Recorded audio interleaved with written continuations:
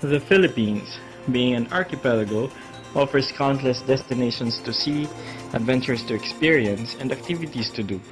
The country is blessed with a rich environment, lush forests, tropical islands, white sand beaches, lakes, rivers, mountains, and friendly, artistic, and hardworking people who are always happy to welcome visitors and friends.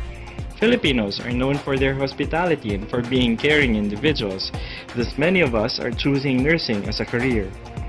Nursing practice in the Philippines has evolved through time, but nothing has changed, with patient care at its core and a holistic approach as its method.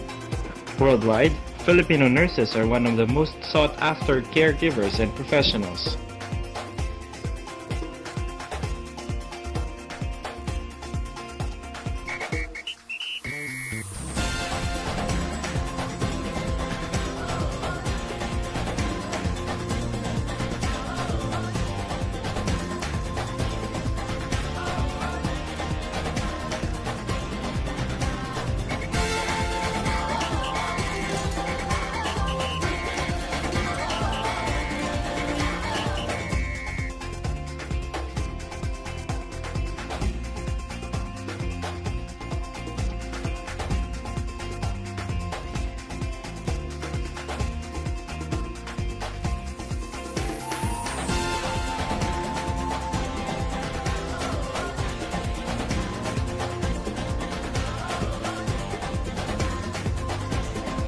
Early beliefs of health and illness in the Philippines were in conjunction with beliefs of mysticism and superstitions.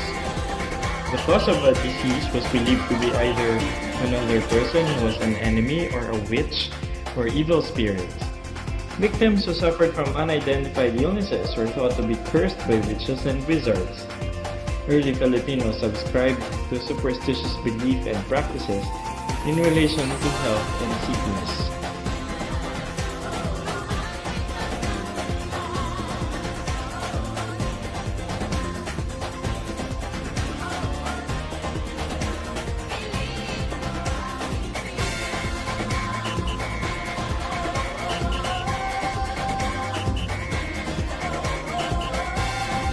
During the Spanish period, the context of nursing has manifested through simple nutrition, wound care, and taking care of an ill member of the family. Certain practices when taking care of the sick individuals entails interventions from priest physicians or herb doctors. In 1578, male nurses were acknowledged as Spanish friars' assistants for caring sick individuals in the hospital. These male nurses were referred to as practicante or enfermero, and the religious orders exerted their efforts to care for the sick by building hospitals in different parts of the Philippines.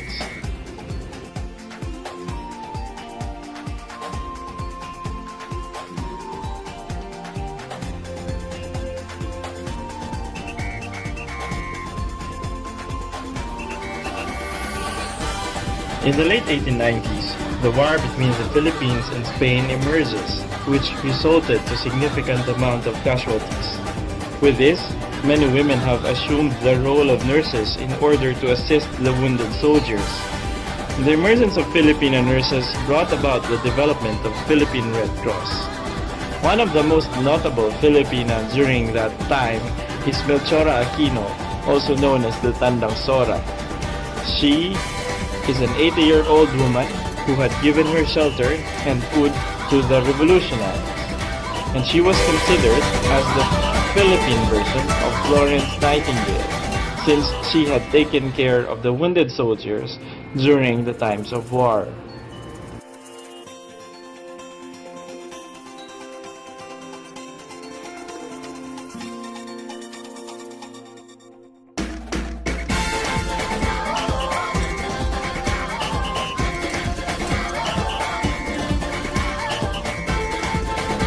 Americans began training the first Filipino nursing students in 1907.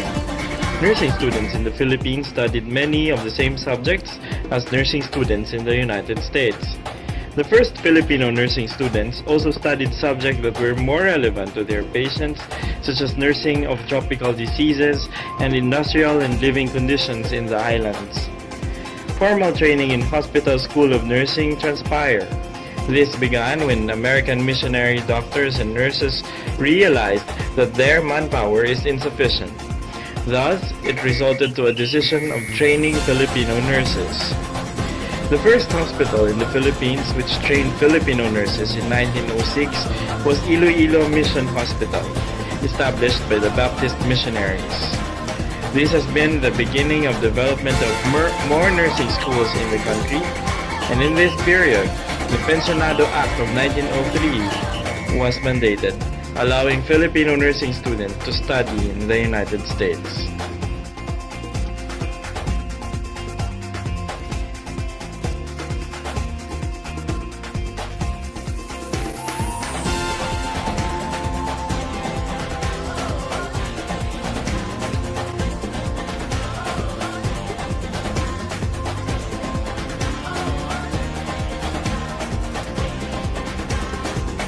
With the emergence of the largest and most violent armed conflict in the history of mankind, there was a re-emergence of nursing needs as well as new programs to entice women into training.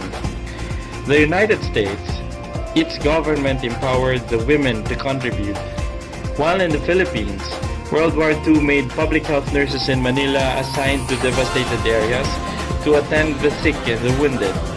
A year after, 31 nurses who were taken prisoners of war by the Japanese army and confined at the Bilibid prison in Manila were released to the director of the Bureau of Health.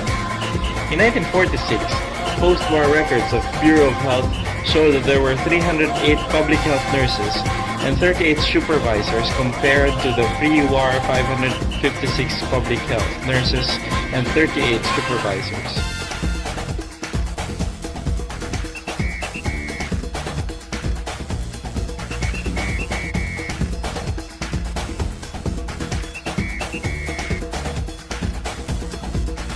The Philippine Nursing Law was approved under the Republic Act No. 877 in June 1953. Then further amendment was created in 1966, which limits the practice of among nurses 21 years old and above. The increasing number of nurses in the Philippines have also brought to the celebration of Nurses Week, which was proclaimed by President Carlos P. Garcia. The continuous increase of nurses had also resulted to the first round of migration, particularly in the United States. In fact, between 1966 and 1985, about 25,000 Filipino nurses have migrated to the United States.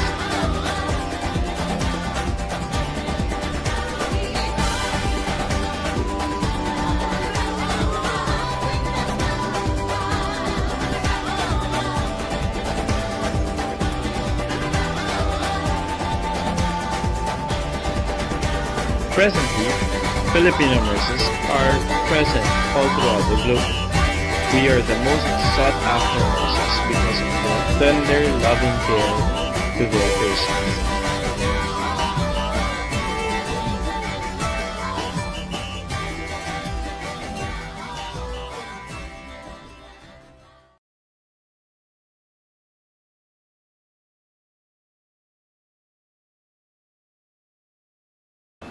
I choose nursing because I found it amazing when I was young. To be frank, this is not my personal choice, but this is my mother's choice. I choose to become a nurse because at the time there was no course for criminology. I choose nursing because I love challenging and interesting career that touches other people's lives on a daily basis. When growing up, I want to become a teacher. And then there is a sudden dramatic changes happened when I was in a grade school. My teacher had an asthma attack during that time. So it comes to my mind that when the time I become a teacher and there will be a crisis will happen like this, maybe this is the end of my life. And I don't want to end my life as short as like that. I chose nursing because at first I wanted to be a medical doctor. But then due to financial constraint of the family, I shifted to medically inclined course, which is nursing. Why did I choose to become a nurse? The ability to help people motivates me to become a nurse? At first, I really don't want to become a nurse, but I really wanted to help my girls, so that's why I am a nurse now. But as I go along with this profession, I embrace it wholeheartedly. And I believe nursing is a unique and a noble profession. Nursing is a great job. Difficult, but it's a great job.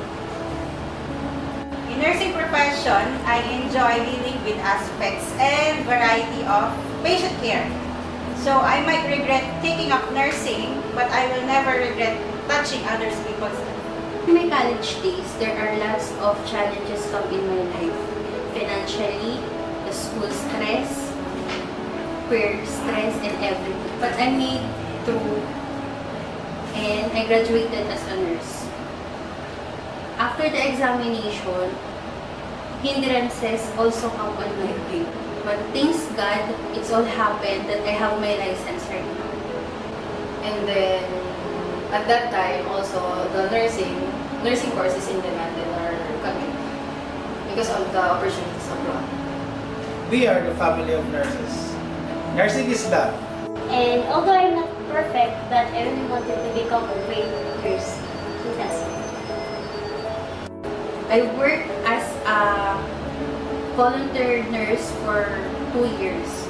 I just dedicate myself doing the volunteer work because the government in the Philippines doesn't give me a chance to become a staff nurse.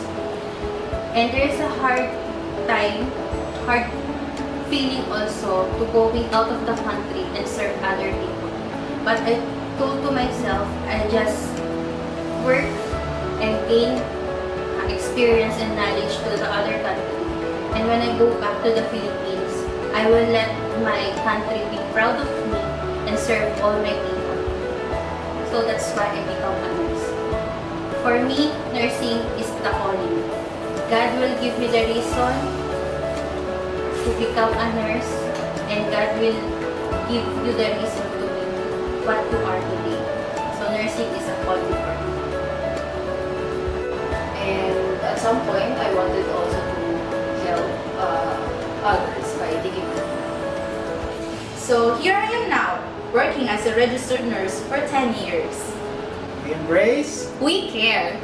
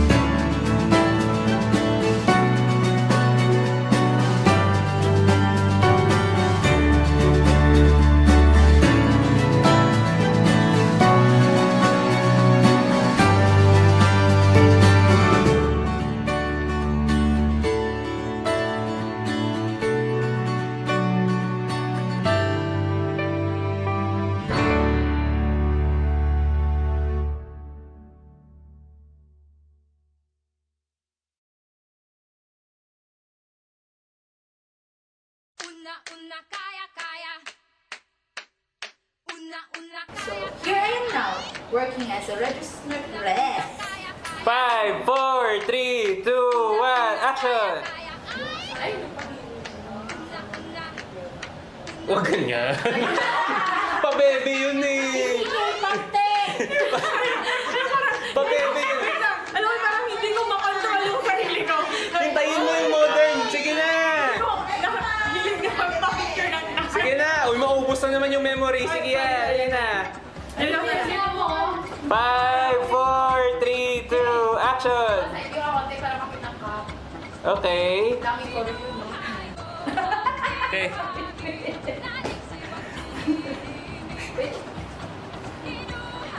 Kaya harap ka na dito, ma'am, sa akin. Yeah, okay. Again. 5, 4, 3. Video to? Oo. 5, 4. Ang sige pa. Face niya. Sorry na naman. Let's slowly na tingin ka sa harap. Oo. Kasi akala ko, nabigla si Chumala. Ano lang po. Yan. Oo. Okay na yan. Galing ng painter. Kuhan yan. 15, 21. Alam kasi niya yung sinauna. Nandun kasi siya ng leva. Kaya na yun. Nag-reincarnate. Ano, nakakalayo siya. Alam mo, kailangan niya yung picture lang to. Sige, mamaya natin. Sige. Asawa Lirisan. Sige, tingin muna kay Jay. Huwag kang ano kasi. Sige na. Okay, tingin kay Jay. Wait lang, Oh, sige. pa pala okay. Kailangan ma-powerful ang job. Oh, diba? Powerful. May ganun talaga. Powerful. May contour. Pati yung contour o couture? Damit yun, may kuto. Oo, contour na. Kaya nga kailangan dalawa binanggit ko kasi hindi ako sigurado, Besh. Oo, contour o couture? Yung Contour. Dapat medyo animalistic yung itsura niya. Ano? animalistic. Iba tawagin natin sa Medyo jungle. Iba tatuagin ko, animalistic. Hindi, likod mo na. Harap doon. Tapos doon. Pero slowly. Okay? Ano? Sheila kasi, wala na yung Okay. 5, 4, 3, 2, action! Uy, bakit na nawala yung light?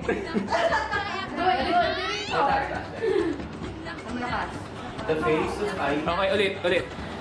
Kalma lang, relax. Kinakabahan ako, sir. Ano ito doon? Huwag mo isipin na. Mas gusto ko pa sumayaw kasi magsalita. Oh, isayaw ka. Oo, nag-isak ng pasyente ko. Ay! Hello? Hello? Hello? Who's this?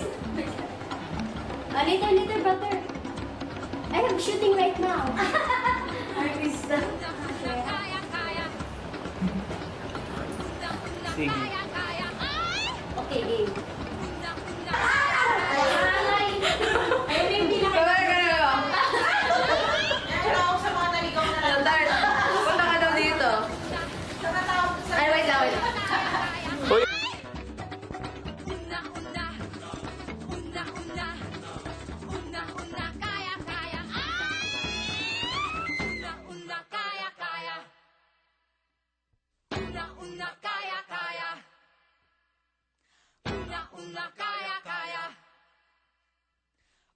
Una,